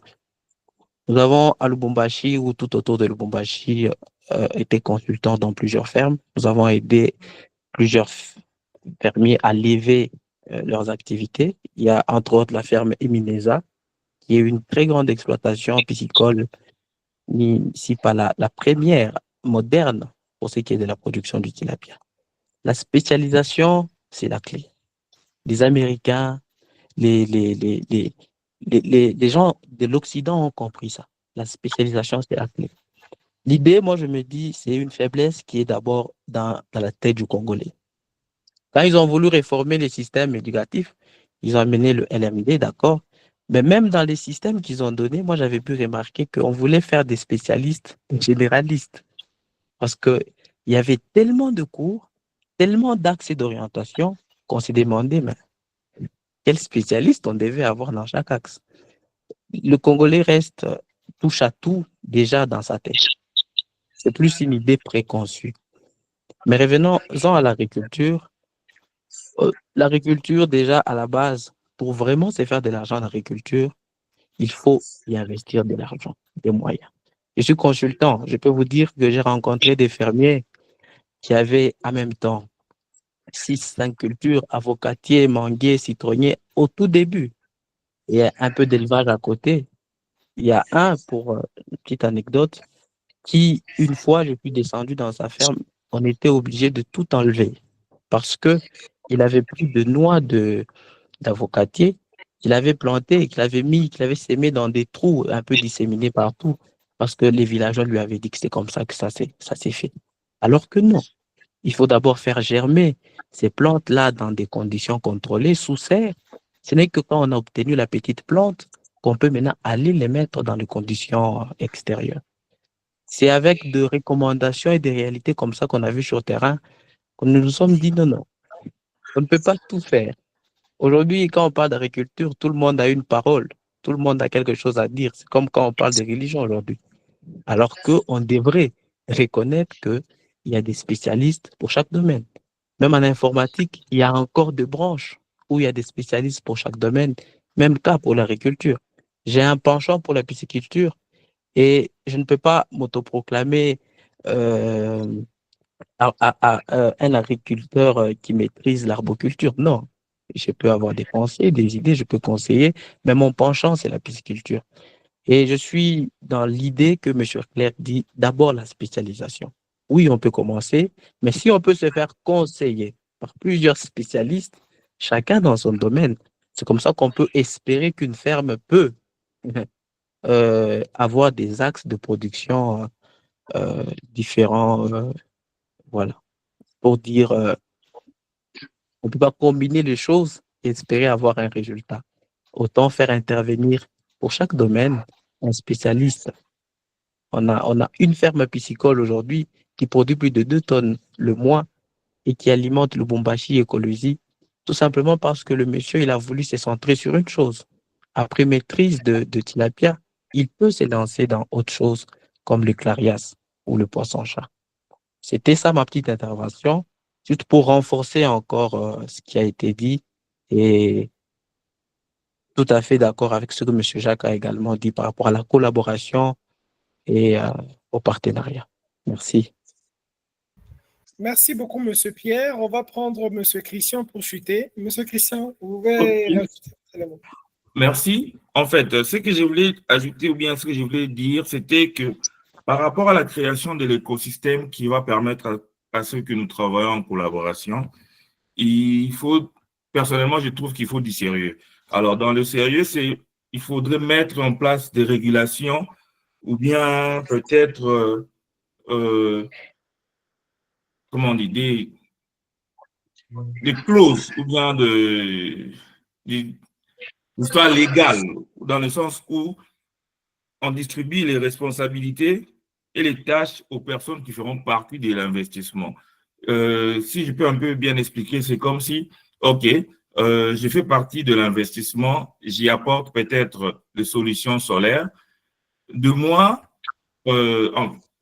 malgré que j'ai apporté des solutions solaires, je dois aussi peut-être booster la personne qui est dans le marketing, peu importe, bon, pas faire le marketing, mais parler avec la personne dans le sens de l'aider à ce que le marketing puisse apporter un contrat ou 2 ou 5 qui fera ce que moi aussi, dans mon coin, dans mon département, que j'ai de bénéfices qui sera équivaut, ou bien qui va équivalent à mon investissement.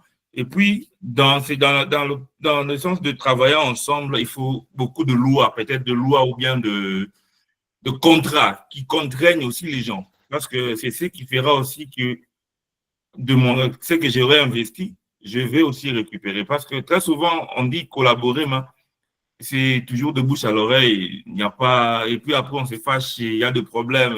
C'est ça. En fait, quand il y a quelque chose qui est écrit et c'est signé par des magistrats, des avocats, quoi que ce soit, on sait que non, je dois faire ça, c'est ma part, et je vais récupérer ceci parce que ça sera la responsabilité de l'investissement. Tu vois un peu ce que je voulais dire. En fait, c'est ça. Oui, très d'accord avec vous, Monsieur Christian. En tout cas, merci beaucoup pour les apports. Monsieur Jacques, je ne sais pas si vous avez un dernier élément à rajouter. Oui, peut-être naviguer dans le même sens que M. Christian. Je pense que c'est un point important, la redevabilité. Et la transparence aussi, parce qu'il faudra impérativement que nous puissions nous fixer des objectifs.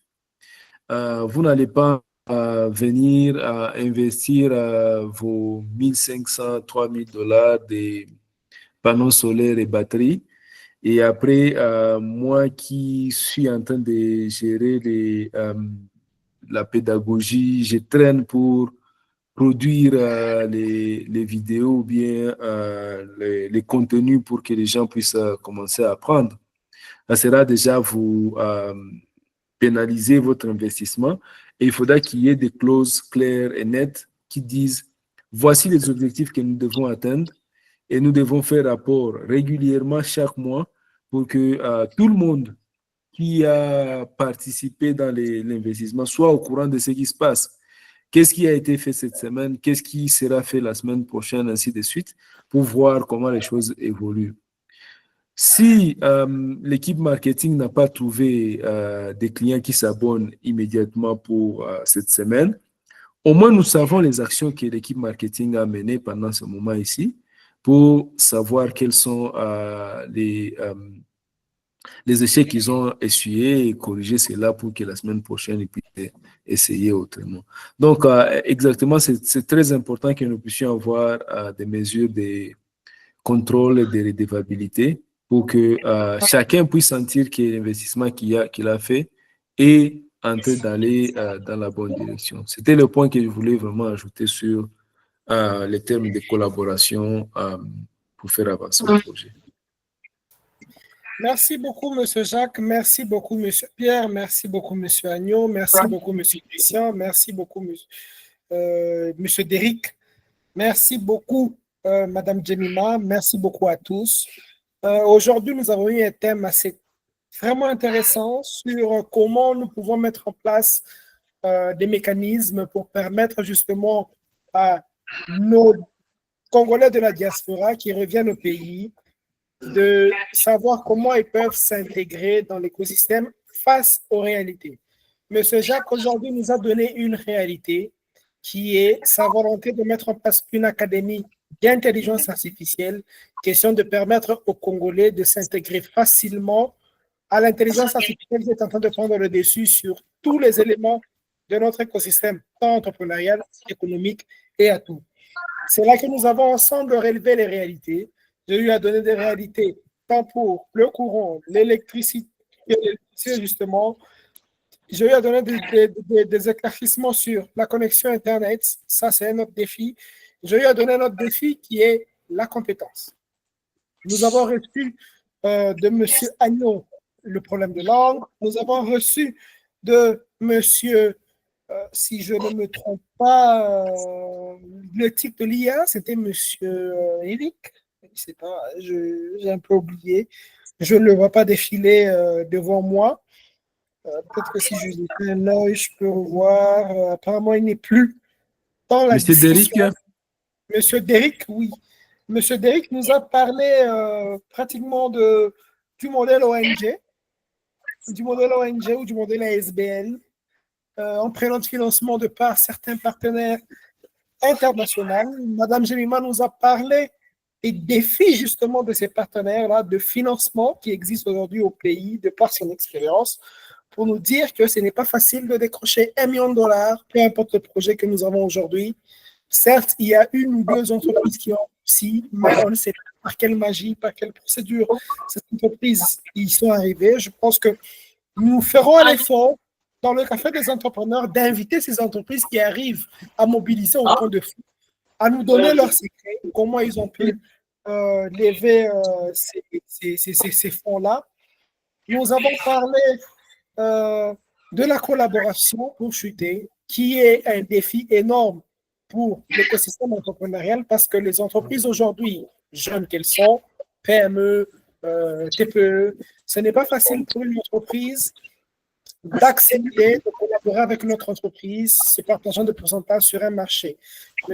Monsieur Pierre a eu à nous donner autant d'éclaircissements de par son expérience dans le secteur de la ferme. Il nous a parlé de ces fermiers qui veulent au même moment tout faire, c'est-à-dire il est agriculteur, lui-même il est celui qui transforme, celui qui distribue, celui qui fait tout, et à la longue il s'épuise, il ne sait plus produire son produit principal qui est des produits agricoles. Il nous a donné l'importance de la spécialisation dans tout ce que nous sommes en train de faire. M. Jacques a eu à appuyer ce point-là et nous tous, je pense, nous sommes d'accord sur ces éléments-là et nous pensons que c'est en mettant le tout ensemble que nous pouvons justement tirer profit de ces éléments. Le Café des entrepreneurs va se donner l'exercice de mettre en accord tous les éléments qui ont été partagés ce soir sous forme d'un article que nous allons publier pour permettre à tous de tirer profit, ça et là, de ce que quelqu'un qui revient au pays peut apporter comme plus et ce que les personnes déjà présentes au pays, les entrepreneurs déjà présents au pays peuvent donner de plus la réalité de la RDC pour que cette personne puisse être utile à notre société. Je vous remercie tous autant que vous êtes. Nous avons eu autant de connexions à ce webinaire. Nous avons eu autant d'interventions à ce webinaire. Monsieur Jacques, je vous remercie beaucoup pour votre participation. Je ne sais pas si vous avez un dernier mot pour la fin avant qu'on puisse continuer ce webinaire. Bien, c'est juste pour remercier les collègues qui ont donné des idées. Et comme je le disais, il y a toujours cette opportunité-là de collaborer. N'hésitez pas. Il y a toujours beaucoup de choses que nous pouvons faire ensemble que le faire d'une manière séparée, d'une manière, comment dirais-je, individuelle. Donc, il y a toujours des collaborations à faire. Peu importe le domaine dans lequel nous sommes, ça peut être, pour l'instant, je parle de l'intelligence artificielle, je parle d'une académie, mais ce n'est pas tout simplement ça le projet sur lequel je m'investis. Il y a beaucoup d'autres projets. Donc, s'il y a ces besoins-là de collaborer, je suis très ouvert pour que nous puissions démarrer quelque chose ensemble, nous puissions collaborer. Bon, il n'y a pas les gains immédiats. C'est toujours un gain où on voit dans les 2 ans, 3 ans, 4 ans, 5 ans ou 6 ans à venir, c'est que ça va produire. Si vous avez une idée, si vous avez un projet, où je peux intervenir ou bien vous pensez que vous pouvez intervenir chez moi, n'hésitez pas, contactez-moi et puis nous allons discuter. Merci beaucoup. Merci beaucoup, Monsieur Jacques. Je vous invite justement à laisser votre numéro de téléphone dans le chat. Comme ça, toute personne qui voudra vous contacter peut vous appeler. Vous pouvez laisser votre numéro de téléphone et même votre adresse email. Comme ça, tout celui qui a un élément, qui veut échanger avec vous, qui veut collaborer avec vous sur votre projet, peut vous contacter directement. Alors, je reviens aussi pour faire la présentation du Café des entrepreneurs. Comme je le disais au tout début, le Café des entrepreneurs, c'est un espace où nous invitons des entrepreneurs à échanger entre eux pour partager des idées et surtout pour promouvoir l'entrepreneuriat. Notre vision est de promouvoir l'entrepreneuriat de par le partage des connaissances. J'ai appris ça telle part, j'ai vécu telle expérience telle part, et derrière, voilà, je vous partage. Cela peut aider quelqu'un en difficulté, cela peut aider quelqu'un en nécessité à s'améliorer. Moi, personnellement, je m'appelle Claire Ngonga. J'ai initié le Café des entrepreneurs depuis avril 2024. Ça fait maintenant 1 année que nous sommes avec nos webinaires, avec nos échanges. On a produit aujourd'hui, c'était le 17e webinaire, si je ne me trompe pas. On a eu à produire des masterclass, on a eu à produire beaucoup de choses. Nous sommes en train de partir sur des événements que nous allons produire d'ici le mois prochain. On va vous tenir informés. On est en train de partir sur un événement de plus d'une semaine, 100% digital, où on aura des invités exceptionnels qui vont échanger avec nous, qui vont partager leur expérience, qui vont nous donner un maximum de contenu pour nous permettre justement d'évoluer dans l'écosystème congolais. Outre le Café des entrepreneurs, je suis dirigeant de l'entreprise Strategic Digital Firm. Cette entreprise vous permet de pouvoir faire du marketing digital de haut niveau pour attirer des clients vers vous. Donc, comme M. Jacques était en train de le dire pendant le webinaire, si votre entreprise a besoin des experts en marketing digital pour vendre un produit, pour vendre un service, n'hésitez pas à me contacter. Je pense que tout le monde ici a aujourd'hui mon contact. Si vous ne l'avez pas, c'est juste le hello @café des entrepreneurs collé sans underscore, sans quoi que ce soit. hello@cafedesentrepreneurs.com. Vous nous laissez là-bas un email. Vous me contactez. Je pense que tout le monde a mon numéro de téléphone aujourd'hui. Vous me contactez et nous serons ravis de pouvoir vous aider. Comme je le disais au tout début, c'est le Café des entrepreneurs et je pense que tout le monde avait son café en main. Moi, j'avais ma gourde que vous avez, je pense, vue tout au long de ce webinaire. C'est Strategic Digital Firm. C'est la gourde de mon entreprise. Je suis avec partout où je peux mettre quelque chose et consommer pendant nos webinaires. Je vous invite tous, chaque fois qu'on a un webinaire, à prendre votre tasse de café, à prendre quelque chose à côté pour que vous soyez bien hydraté et que nous puissions échanger comme il le faut. Alors, on aura le prochain webinaire, si je ne me trompe pas, si tout est bien calé, nous allons vous communiquer là-dessus dès demain. Pour le 4 mai, le dimanche 4 mai, on aura l'autre webinaire pour notre reprise de nos différents webinaires. Nous avons eu à faire presque 2 mois sans webinaire, 2 à 3 mois sans webinaire. J'ai pris moi-même des vacances. J'ai eu à quitter le Lubumbashi vers Kinshasa. Il y a eu beaucoup de choses qui se sont passées entre-temps. Et aujourd'hui, on s'est décidé de reprendre. On va reprendre à vitesse grand V. Et j'espère que vous serez toujours avec nous. Nous sommes plus de 333 maintenant sur le Café des entrepreneurs, dans la communauté du Café des entrepreneurs. Nous sommes en train de mettre en place les éléments pour vous interconnecter, pour que vous puissiez échanger facilement tous les jours et pouvez créer des partenariats, comme ce que M. Jacques était en train de demander, vous pouvez créer des collaborations assez simplement. Merci à tous. Je vous remercie encore une fois pour votre présence lors de ce webinaire, encore une fois pour avoir accepté d'adhérer au Café des entrepreneurs et je vous donne rendez-vous pour le prochain webinaire qui va se tenir d'ici la semaine prochaine. Je vous souhaite tout le meilleur et je vous donne rendez-vous pour le prochain dimanche. Merci beaucoup à M. Jacques, merci beaucoup à M. Derrick et merci beaucoup à tout le monde. On se donne rendez-vous pour le dimanche prochain. Merci.